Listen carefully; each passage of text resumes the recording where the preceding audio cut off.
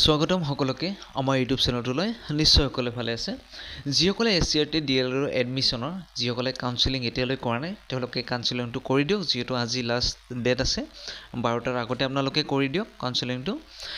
সকলোৱে কৰিব কাৰণ নম্বৰ কম আহিলেও আপোনালোকে কৰি দিয়ক এইটো মেন্ডেটৰী হয় আপোনালোকে কৰি দিয়ক যদি কিবা কাৰণত আপোনালোকে এডমিশ্যন ল'বও পাৰে সেইবাবে আপোনালোকে কৰি দিয়ক তে যিহেতু ৰিজাল্ট এলটমেণ্ট 30 তাৰিখত আপোনালোকৰ দিব যিসকলৰ মেৰিটত আহিব তেওঁলোকৰটো ফিজিক্যাল এডমিশ্যনৰ বাবে আপোনালোকৰ ডকুমেন্টছ ভেৰিফিকেশ্যন হ'ব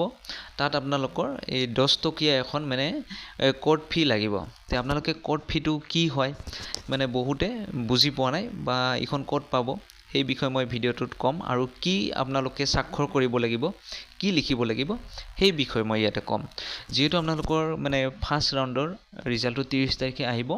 আৰু 1 তাৰিখৰ পৰা মানে 1 অক্টোবৰৰ পৰা আপোনালোকৰ 3 অক্টোবৰৰ ভিতৰত আপোনালোকৰ মানে ডকুমেন্টছ ভেৰিফিকেশ্যন হ'ব আৰু লগতে আপোনালোকে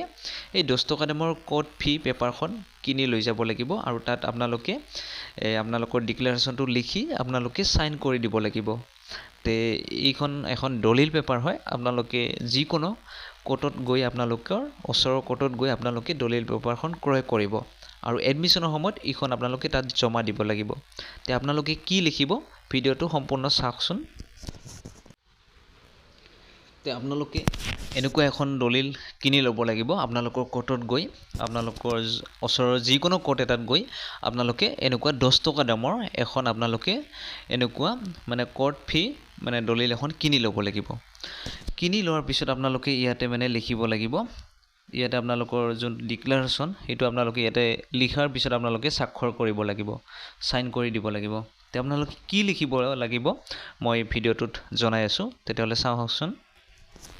ইয়াতে আপোনালোকে দেখি আছে যেতিয়া মানে আপোনালোকে কোৰ্টৰ পৰা দলিলখন কিনি লৈ আহিব আৰু যিসকল মানে ৰাউণ্ড 1ত মানে সিলেক্ট হ'ব যেতিয়া তেওঁলোকে ডকুমেন্টছ ভেৰিফিকেশ্যনৰ বাবে যাব এডমিশ্যন কৰিবলৈ তেতিয়া আপোনালোকে কোৰ্টৰ পৰা 10 টকাৰ দলিলখন কিনিব লাগিব আপোনালোকৰ ওচৰৰ যিকোনো মানে কোৰ্টত গৈ আপোনালোকে দলিলখন উকিলৰ পৰা কিনি ল'ব তাত আপোনালোকে কি লিখিব লাগিব ইয়াতে দিয়া আছে all the selected candidates have to submit an undertaking to the principal of the concerned TEIS in res 10 court fee paper with their signature as মানে ফ্লস তে ইয়াতে এইটোৱে কৈছে যেতিয়া আপোনালোকে সাবমিট কৰিব যাবা তেতিয়া আপোনালোকৰ অধ্যক্ষৰ হাতত মানে আপোনালোকে 10 টকা কোৰ্ট মানে ফি পেপাৰখনত আপোনালোকে লিখি ডিক্লেৰেশ্যনটো লিখি আপোনালোকে সিগনেচাৰ কৰি তাত জমা দিব লাগিব তেতিয়া আপোনালোকে কি লিখিব লাগিব ইয়াতে দিয়া আছে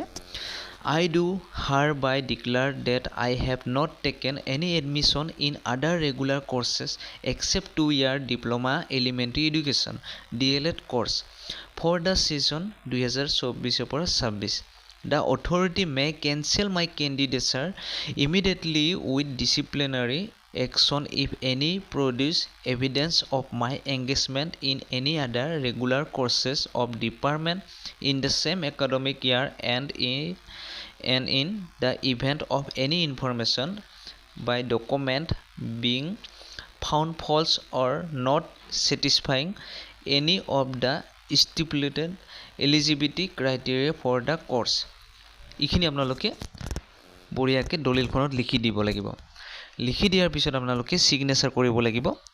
আৰু ফুল নেমটো আপোনালোকে লিখি ফুল নেমটো দিব তাত ডেট যেতিয়া এডমিশ্যন কৰে এই ডেটটো দিব আৰু আপোনালোকৰ এড্ৰেছটো বঢ়িয়াকে লিখি দিব ইয়াতে এটো লিখিব লাগিব মানে ইয়াতে মানে ইটোৱে মানে আপুনি ডিক্লেয়াৰটোত মানে লিখিব ইটোৱে যে মই ভাঙি দি আছো যে আপুনি ঘোষণা কৰিছে যে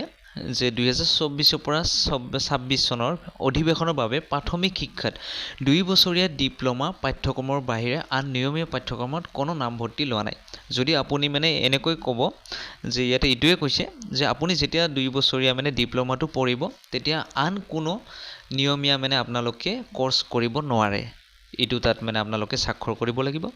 আৰু ইটোৱে কৈছে কৰ্তৃপক্ষই অনুশাসনমূলকভাৱে মানে মোৰ প্ৰাৰ্থিত্ব তৎক্ষণাতে বাতিল কৰিব পাৰে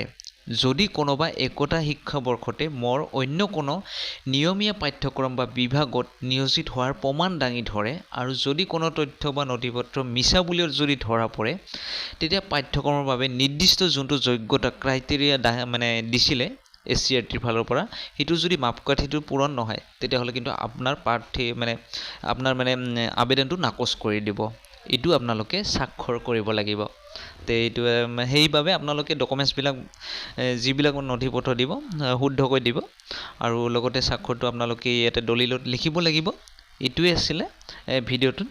আৰু যেতিয়া আপোনালোকে মানে কি কয় যেতিয়া আপোনালোকে আবেদন কৰিছিলে যিবিলাক নথি পত্ৰ আপোনালোকে আপলোড কৰিছিলে সেইবিলাক চেমবিলাক লৈ যাব অৰিজিনেলবিলাক লৈ যাব কাৰণ যদি কিবা কাৰণত নথি পত্ৰটো যদি ভুল পায় তেতিয়াহ'লে আপোনালোকৰ মানে প্ৰাৰ্থীটোতো মানে বাতিল কৰিব বুলি ইয়াতে লিখাই আছে সেয়ে আপোনালোকে অৰিজিনেল ডকুমেণ্টছবিলাক লৈ যাব তে ভিডিঅ'টোত আজি এয়াই আছিলে যদি ভিডিঅ'টো চাই ভাল পালে তেতিয়াহ'লে আমাৰ চেনেলটো লাইক শ্বেয়াৰ আৰু ছাবস্ক্ৰাইব কৰিব তেতিয়াহ'লে আজিলৈ ধন্যবাদ